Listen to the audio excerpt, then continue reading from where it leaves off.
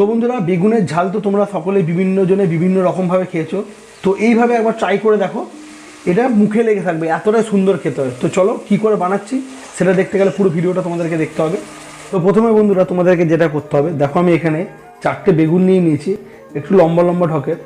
কীভাবে কাটতে হবে দেখে নাও।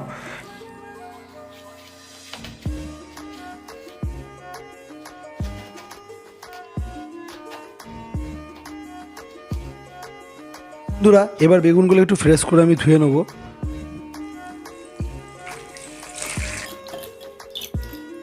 পরিমাণ মতো নুন দিয়ে দেবো, 1 চামচ হলুদ গুঁড়ো, 1 চামচ লঙ্কা গুঁড়ো, 2 চিমটি মতো চিনি।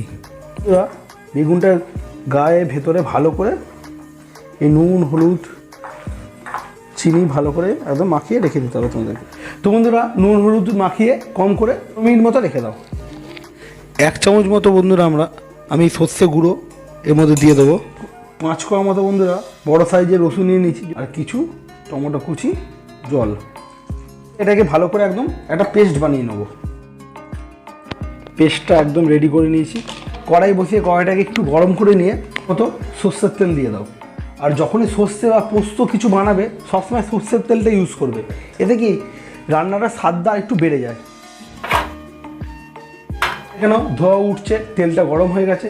তো এবার একে একে আমি বেগুনগুলো ছেড়ে দেবো। দেখে নাও বন্ধুরা, বেগুনগুলো যে আমি বোটা কিন্তু আমি কাটিনি, তো বোটাটা রেখে দেবে।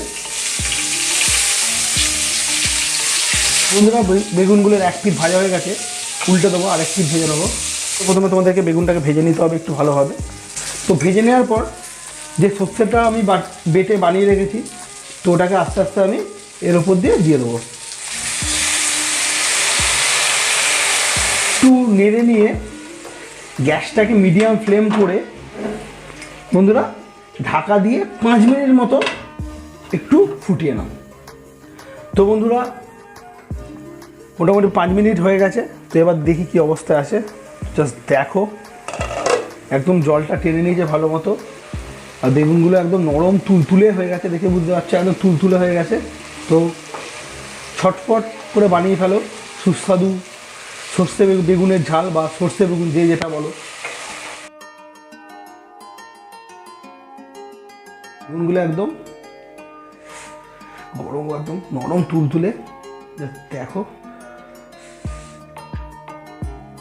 একদম নরম তুলতুলে হয়ে গেছে বেগুনগুলো। তো একটু ভাত নিয়ে ভালো করে সর্ষেটা দিয়ে মাখিয়ে সেরকম একটা গাল করে